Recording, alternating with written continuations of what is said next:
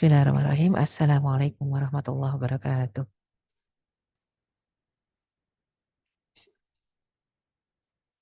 Alhamdulillah hamdan yuwafi ni'amahu wa yukafi'u mazidah. Rabbana lakal hamdu kama yanbaghi li jalali wajhikal karim wa li 'azimi sultanik. Raditu billahi rabban wa bil islami dinan wa bi Muhammadin nabiyya wa rasulah. Alhamdulillah para hadirat yang dirahmati Allah Subhanahu wa taala, Ramadan sudah berlalu, taqabbalallahu minna wa minkum. Semoga Allah Subhanahu wa taala menerima seluruh amal soleh dan amal ibadah kita di bulan suci Ramadan, dan semoga Allah memberikan kesempatan lagi kepada kita untuk berjumpa dengan Ramadan yang akan datang, dan dari Ramadan ke Ramadan itu penghapus dosa, dan dari salat ke salat juga penghapus dosa, dari umrah ke umrah juga penghapus dosa, dari haji ke haji juga penghapus dosa. Itu semua perkataan Rasulullah SAW. Dengan catatan kata Rasul, bal kabair. Kalau dosa besar dijauhi. Jadi ternyata yang otomatis dihapus itu dengan sholat 5 waktu, dengan dari Ramadan ke Ramadan, dari Jumat ke Jumat, dari umrah ke umrah, dari haji ke haji, itu yang otomatis terhapus hanyalah dosa kecil. Adapun dosa besar tidak Suaranya terhapus kecuali dengan, ya suara saya jelas nggak? silakan. Yang jelas, silakan saja. Jelas ya? Jelas. Ya. Adapun dosa besar tidak terhapus kecuali dengan taubatan nasuha, ya. Artinya yang penting untuk kita jaga bukan hanya Ramadan ya, tapi as-salawatul khams, salat 5 waktunya, dan juga bainal jumu'ah ilal jumu'ah. Untuk yang laki-laki berarti salat Jumatnya, ya. Dari Jumat ke Jumat juga harus dijaga, bukan cuma salat 5 waktunya. Dari Ramadan ke Ramadan, dari umrah ke umrah, bahkan dari haji ke haji, itu semua adalah waktu-waktu yang memang disiapkan oleh Allah Subhanahu wa taala untuk ya menjadi fasilitas penghapus dosa, ya. Nah, oleh karena itu penting juga buat kita berarti mempertahankan mutu kualitas sholat kita. Sudah benarkah sholat sholat kita gitu ya? Apakah sholat kita sudah benar? Benar dalam pandangan siapa? Yang jelas benar benar secara syariat, benar dalam pandangan Allah Subhanahu wa taala. Bukan semata benar menurut anggapan kita gitu ya. Nah, ini yang paling penting berarti yang kita pertanyakan adalah apakah sudah benar secara hukum fikihnya, sudah benar tata cara pelaksanaannya, sudah benarkah salat kita ya. Jadi kita lihat kedudukan salat di dalam Islam ya. Jelas sekali dalam surat An-Nisa ayat 103 disebutkan inna sholata kanat 'alal mu'minina kitaban mauqutan. Salat itu bagi seorang mukmin adalah kewajiban per timer yang sudah ditentukan waktunya ya. Bahkan ketika disebut kewajiban per timer pas waktunya ya harus dikerjakan. Tidak bisa ditawar ya. Seharusnya seperti itu. Ya, dan alhamdulillahnya Allah yang Rahman dan Rahim memberikan space. Waktunya itu ada space-nya, jadi nggak langsung azan sholat, tapi ada tenggangnya, ada yang bisa langsung sholat tepat waktu paling cakep. Tapi ternyata ada yang memang harus murunah, lentur. Kenapa? Karena kondisi, situasi, atau musafir, atau sedang sakit, atau sibuk mengoperasi pasien di kamar bedah. Nah, itu kan ya murunatus syariah. Betapa Allah Rahman dan Rahim itu memberikan kita kelonggaran, kelenturan ya dalam mengamalkan dan mengaplikasikan perintahnya ya. Sudah dipermudah saja kita kadang masih menawar ya. Masih menawar entar kita nembak terus gitu ya. Ya padahal dalam satu hadis Rasul riwayat Tabrani mengatakan awal ma yuhasabu yaumal qiyamah as-shalah. Yang pertama kali akan dihisab di hari kiamat adalah salat, bab salat. Kalau salatnya nilainya baik, maka insya Allah semua nilai ibadah yang lain akan baik. Tapi kalau nilai salatnya buruk, maka semua ibadah yang lain juga akan buruk nilainya. Ya. Nah, begitu pula kita lihat firman Allah Subhanahu wa taala dalam surat Al-Ankabut ayat 45 ya. Aqimis shalah inna salata tanha 'anil fasya'i wal munkar waladzikrullahi akbar ya. Ketika diperintahkan untuk mendirikan, menegakkan salat ya, itu ternyata diperjelas oleh Allah Subhanahu wa taala karena fungsinya sebagai sistem kontrol ataupun controlling ya untuk controlling diri kita, self control. Ya, orang yang sholat seharusnya tanha anil fahsya'i wal munkar, mencegah dirinya dari perbuatan keji dan munkar. Itu satu indikator harusnya ya. Kalau sholat tidak mengerjakan perbuatan keji dan tidak mengerjakan perbuatan munkar lah. Atas fenomena di akhir zaman sekarang ini sholat juga, keji juga, munkar juga. Sholat juga, pacaran juga, mabok juga, judi juga ya gitu ya. Sholat juga mengerjakan berbagai kemaksiatan juga. Na'udzubillahi min dzalik. Berarti sholatnya tidak bisa menjadi sistem kontrol. Ya, nggak ada self controlnya. Padahal sholatnya dikerjakan. Ada apa gerangan? Sehingga Rasulullah SAW mengatakan ada orang yang mengerjakan sholat tapi tidak menjauhkan dirinya dari perbuatan keji dan munkar, bahkan kemaksiatan dikerjakan. Maka jarak dia dengan Allah tidak semakin dekat, tapi semakin menjauh ya. Mungkin akhirnya ada yang mengatakan kalau gitu sekalian nggak usah sholat, kan jaraknya juga udah jauh gitu ya. Kalau nggak sholat, ngeri. Kita sholat tidak berdampak saja diancam oleh Allah Subhanahu wa Ta'ala. Apa dampaknya? Fawailul lil musallin. Neraka wail bagi orang yang sholat yang tidak berdampak sama sekali. Sholatnya tadi dalam kehidupan kesehariannya. Ada yang mencela mencela orang miskin, menghardik anak yatim, ya. Ada juga ya wala yahuddu ala ta'amil miskin, gak ngajak orang untuk sedekah ngasih makan orang miskin. Ada juga yang sholat tapi yuraun, ria, wa yamna'unal ma'un, dan juga mencegah orang lain untuk membantu sesama. Ini ancamannya neraka wail. Terus kalau nggak sholat ancamannya neraka apa? Neraka sakor. Masalakakum fi sakor. Apa yang menyebabkan kalian masuk neraka sakor? Maka jawabannya qalu lam naku minal musallin. Kami tidak termasuk orang-orang yang mendirikan sholat. Artinya maju kena, mundur, mundur kena gitu ya. Kalau memang sholat ya harus berdampak. Karena kalau nggak berdampak neraka wal, terus kalau nggak sholat malah neraka sakor gitu ya. Menandakan dalam kehidupan ini ada konsekuensi dari keimanan. Beriman harus beramal soleh, harus beribadah. Iman dengan amal soleh dan amal ibadah ini harus membuahkan hasil. Apa hasilnya? Akhlak, adab. Akhlak, adab kepada Allah dan akhlak dan adab kepada sesama makhluk. Bukan cuma manusia, ada hewan, ada tumbuhan, ada alam semesta ya. Maka penting untuk kita lihat juga surat An-Nisa ayat 103 ya. Ya, wa idza qudiyatis shalah. Ya. Wa idza qadaitumus shalah. Ya, jadi sesudah mengerjakan salat, fadkurullaha ya qiyaman wa qu'udan wa ala junubihim. Maka ada lagi tugas lain setelah salat selesai. Selalu mengingat Allah dalam kondisi berdiri, duduk, baring. Maksudnya apa? Itu sebenarnya hiasan ya. Dalam kondisi beraktivitas, istirahat atau tidur. Tetap harus mengingat Allah. Artinya salat itu sendiri asal katanya dari kata silah, hubungan. Hubungan ya. Salat itu sendiri silah, hubungan, dan salat itu sendiri artinya doa. Kalau salat artinya hubungan, hubungan kepada siapa? Jelas silatul billah, silah billah. Hubungan kepada Allah yang isinya doa. Makanya ketika ayat lain mengatakan hafizu ala salawati was salatil wusta. Jagalah salat-salatmu, khususnya salat wusta, salat asar. Wa qumu lillahi qanitin. Dan tegaklah ya benar-benar taat, maksudnya tegak di sana taatlah kepada Allah dengan sebenar-benarnya taat ya, dengan ketundukan kepatuhan yang sadar gitu ya, dengan kesadaran diri, patuhnya nggak ikut-ikutan, patuhnya nggak kayak robot ya, jadi nggak taklid orang begini begini orang begitu begitu, di sana rame rame rame yuk ngapain gitu ya, kalau nggak ada perintahnya jauhi, yang diperintahkan aja kerjakan gitu ya. Jadi memang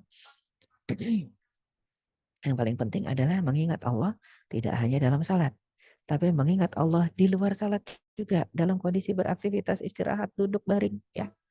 Ya, ketika disebutkan kiaman wa qu'udan wa ala junubihim ya. Sampai dalam kondisi perang sekalipun wa idzat maknantum ya. Jadi dalam kondisi kita damai atau kondisi kita takut ada salat khauf ya, salat dalam kondisi ketakutan. Artinya perang aja harus tetap salat. Sesibuk apapun harus tetap salat. Musafir saja harus tetap salat ya, cuman caranya. Ya caranya ternyata teramat sangat fleksibel seperti contoh ya. Fleksibelnya bukan ngarang, tapi fleksibel seperti contoh. Dan ancaman bagi yang meninggalkan dan melalaikan sholat jelas sekali ya. Ketika disebutkan dalam sebuah hadis riwayat Ahmad dari Rasulullah Shallallahu Alaihi Wasallam ya. Man hafaza 'alaiha kanat lahu nuran wa burhanan wa najatan yaumal qiyamah. Orang yang menjaga sholat maka ya mendapatkan cahaya. Terus ada stempel bukti kalau dia beriman ya dan keselamatan di hari kiamat ya. Dan waman lam yuhafiz 'alaiha lam yakun lahu nur wala burhan wala najah. Jadi kalau ada orang yang tidak menjaga sholatnya, maka dia nggak dapat cahaya, nggak dapat penerangan. Di hari kiamat gelap gulita. Ya, nah, kemudian nggak cuma sekedar gelap gulita, ada stempel kalau dia bukan orang beriman. Dan tidak ada keselamatan di hari kiamat ya. Dan juga disebutkan bukan cuma itu, bahkan yaumul qiyamah ma'a Qarun wa Fir'aun wa Haman wa Ubay bin Khalaf. Nanti di hari kiamat teman-temannya dibangkitkan di padang mahsyar adalah Qarun, Fir'aun ya, Haman. Haman ini arsiteknya Fir'aun ya, dan juga Ubay bin Khalaf ya. Jadi ternyata ancaman bagi orang yang tidak menjaga sholat ya, dibangkitkannya dengan calon-calon penduduk neraka ya, para durjana. Jadi memang sholat yang tidak berdampak diancam neraka wail, dianggap sebagai orang tidak beriman di hari akhirat nanti. Di hari kiamat nanti nggak akan selamat. Ibarat mendustakan status agama, status keislamannya ya. Jadi ara'aital ladzi yukadzibu biddin ya. Orang-orang yang mendustakan agama, orang-orang yang tidak percaya hari kiamat. Karena seseorang berani meninggalkan perintah Allah, berani melanggar, berani mengerjakan maksiat, sama seperti seperti orang yang tidak beriman. Karena tidak ada ketakutan berarti saat dia mengerjakan dosa. Saat dia berdosa, dia tidak takut dan sangat ringan mengerjakannya, menandakan dia tidak beriman. Oleh karena itu, mendustakan agama, yukan dibubidin. Dan juga orang yang sholatnya tidak berdampak akan membentuk pribadi yang kehilangan empati karena sekedar terjebak dalam rutinitas belaka ya. Ini yang paling penting untuk kita pahami ya, ancaman neraka wail. Adapun tadi ancaman neraka sakor ya. Ancaman neraka sakor untuk yang betul-betul meninggalkan, bukan cuma tidak berdampak tapi meninggalkan sholat sama sekali. Ancamannya adalah sakor ya. Adapun neraka sakor bagi mereka yang tidak mengerjakan sama sekali, bagi mereka yang tidak memberi makan orang miskin, bagi mereka yang berteman dekat dengan orang yang tidak suka mengerjakan kebaikan, dan bagi mereka yang tidak percaya adanya hari kiamat, gak percaya adanya hari pembalasan ya.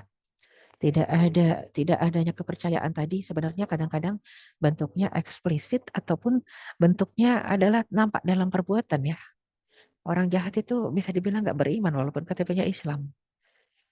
Kenapa? Karena dia tidak takut mengerjakan sesuatu yang akan dimintai pertanggungjawaban di hari kiamat nanti ya.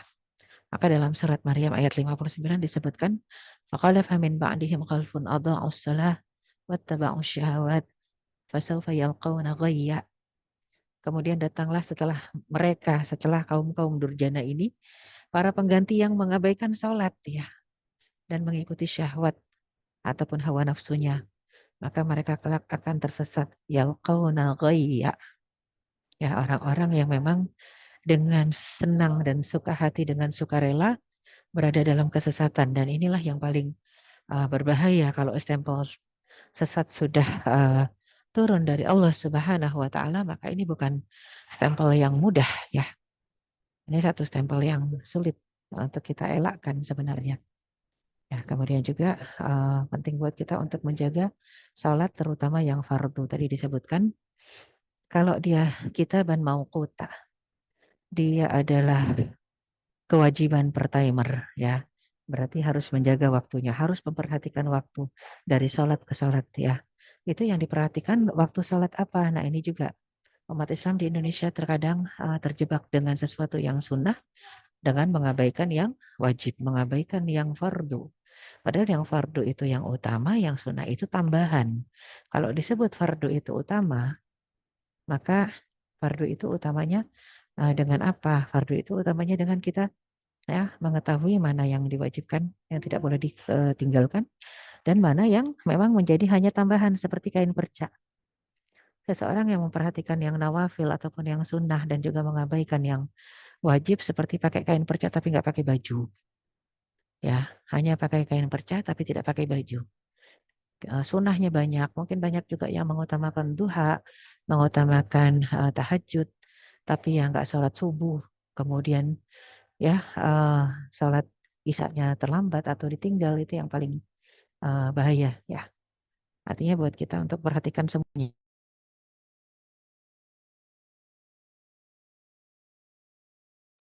Sebentar, Afwan, skip. Jadi salat fardu itu salat apa? Salat maktubat, sering disebut al-maktubat ya.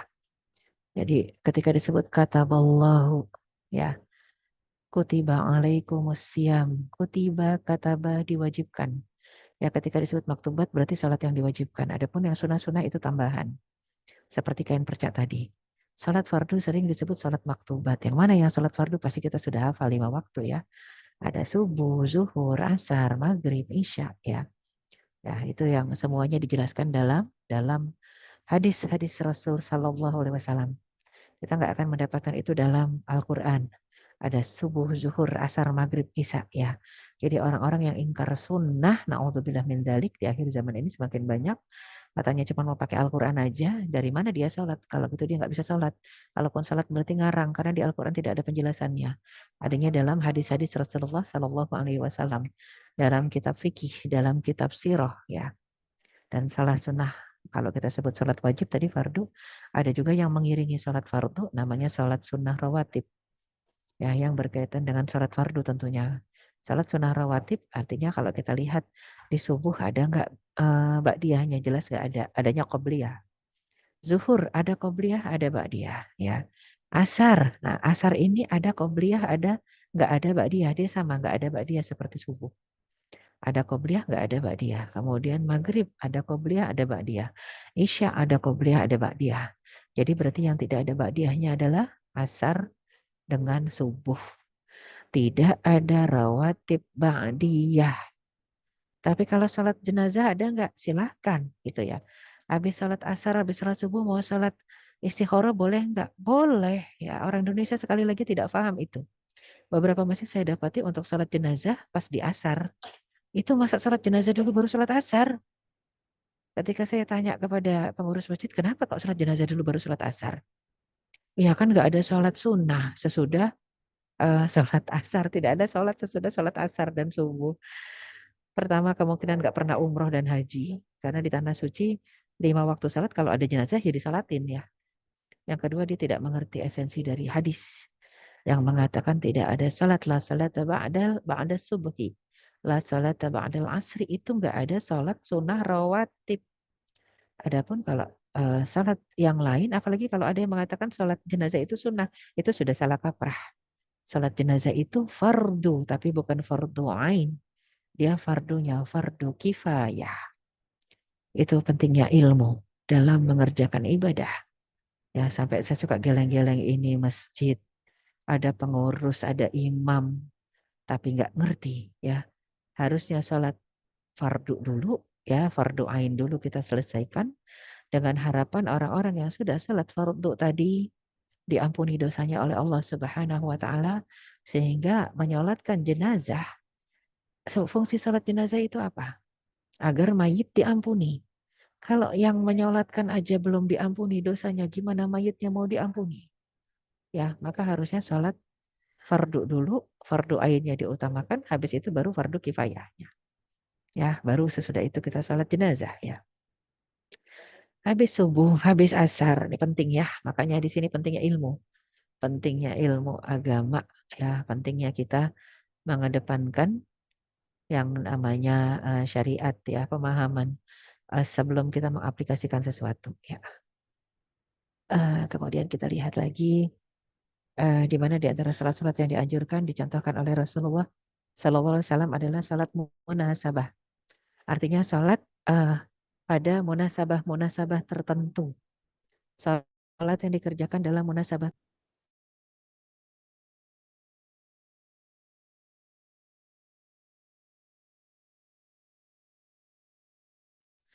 Afwan, ke skip sebentar. Ya. Jadi sholat munasabah yang maksudnya adalah sholat yang ditegakkan atau didirikan pada waktu kita ada munasabah atau ada momentum tertentu. Contoh lagi bingung ya istikharah. Lagi kemarau panjang ya sholat istisqa misalnya. Contoh juga malam-malam kebangun ya sholat qiyamul lail atau tahajud. Ada juga ingin ya punya berazam dan tekad untuk mengerjakan sesuatu, maka sholat hajat yang kita kerjakan. Atau kemungkinan kita di siang hari ataupun sebelum siang Allah berikan waktu yang lengang, maka sholat duha atau sholat awabin ya. Ada juga sholat tasbih yang Rasul Sallallahu Alaihi Wasallam mengatakan kalau bisa seumur hidup mengerjakan sholat ya mengerjakan sholat tasbih ataupun eh, kalau bisa setiap hari bagus, kalau nggak bisa ya setiap minggu, kalau nggak bisa ya setiap bulan, kalau nggak bisa ya setahun sekali, kalau nggak bisa juga ya seumur hidup sekali. Itu sholat tasbih. Dan ada juga sholat witir. Ya, ketika disebut witir itu sholat ganjil. Ya innallaha witrun yuhibbul witra. Allah Subhanahu wa taala itu ganjil dan menyukai bilangan ganjil. Ya, artinya sholat witir ini sholat yang ganjil. Kapan waktunya? Sesudah tengah malam ataupun sesudah sholat isya sebelum tidur.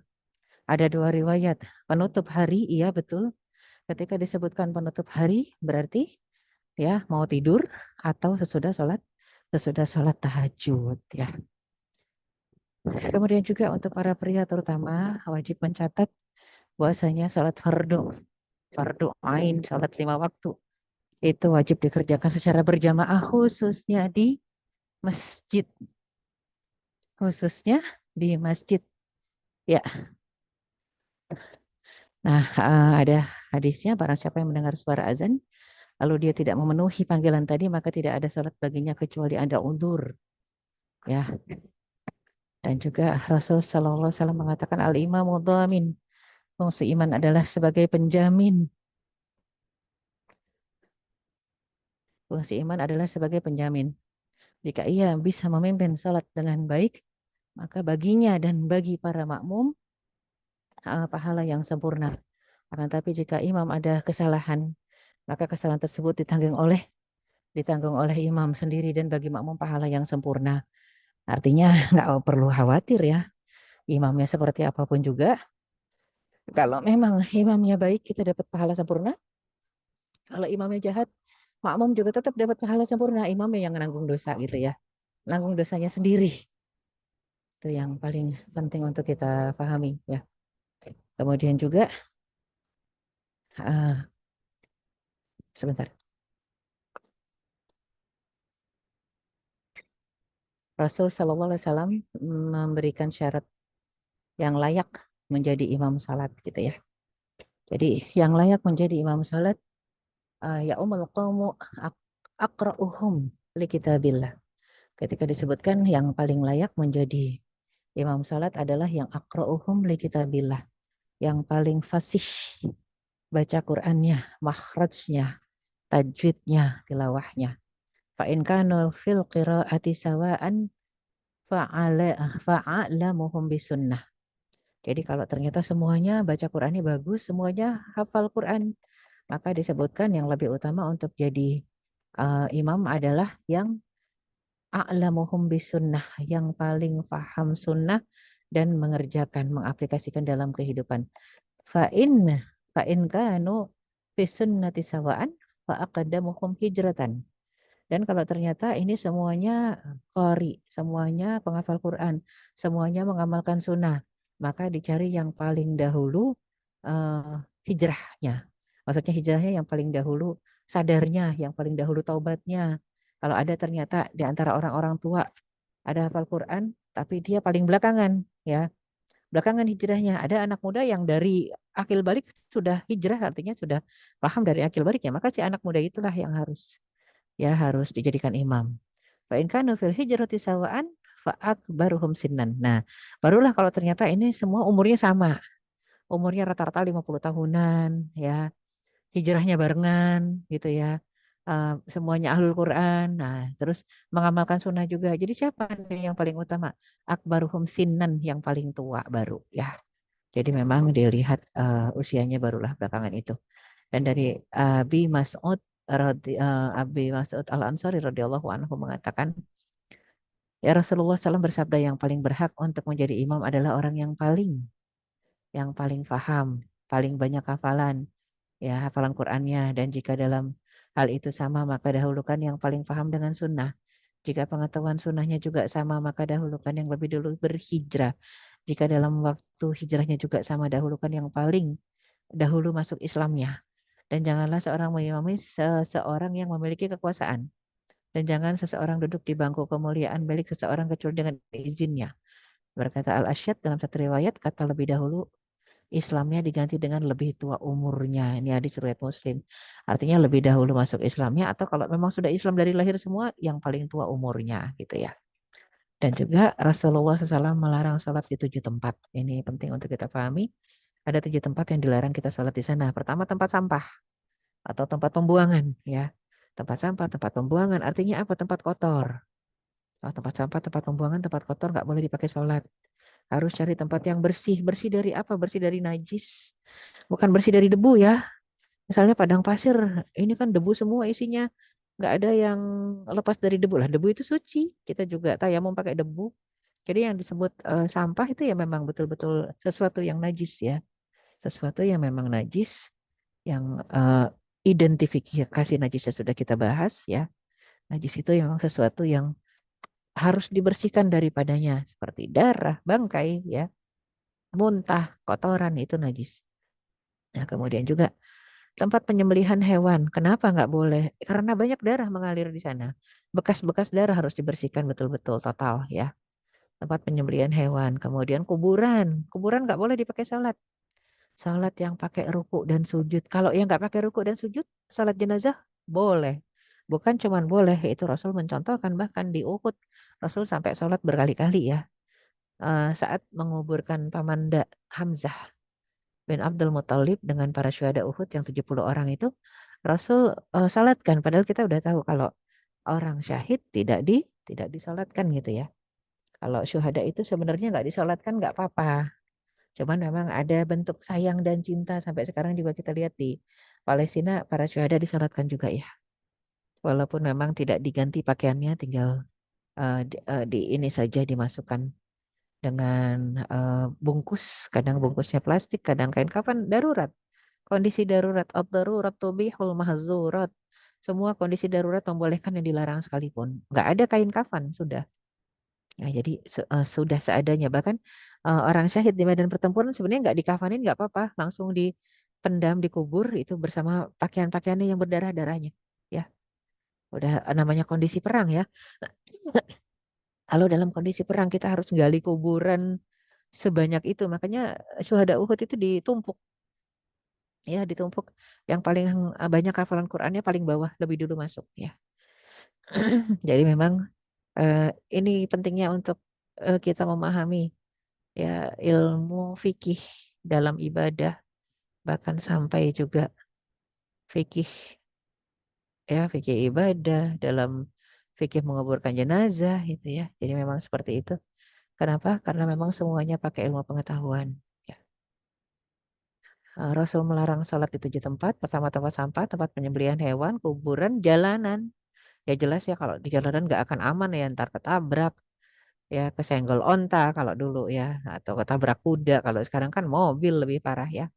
Dan ada hak turuk itu hak jalanan untuk tidak diganggu, hak jalanan untuk kita berikan aksesnya bagi para pejalan. Makanya nggak boleh ngobrol di perjalanan sampai para pejalan itu terganggu aksesnya ya. Masuk ada yang ngobrol di pinggir-pinggir jalan, ngurumpi, ngerombol nggak boleh ya. Kemudian nggak boleh sholat di kamar mandi. Sekali lagi ini kondisi normal ya. Karena dulu ada kisah beberapa saudara-saudara kita yang tinggal di negara komunis. Yang tinggal di negara komunis. Ya,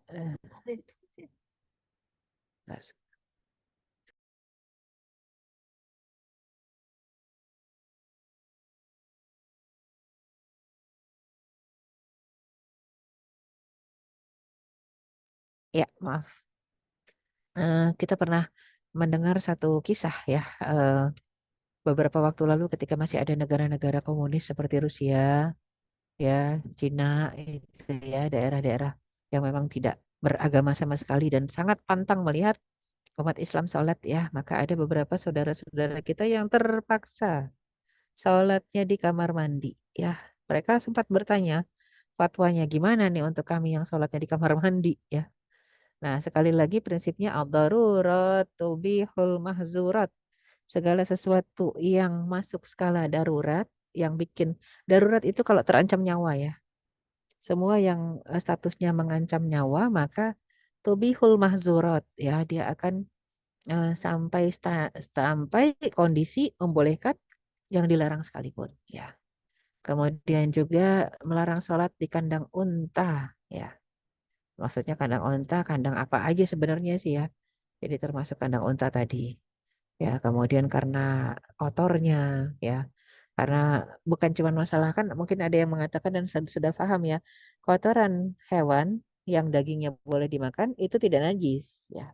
Tapi kotor gitu kan. Beda antara kotor dengan najis. Tidak najis tapi kotor dan bau. Itu yang dihindari ya.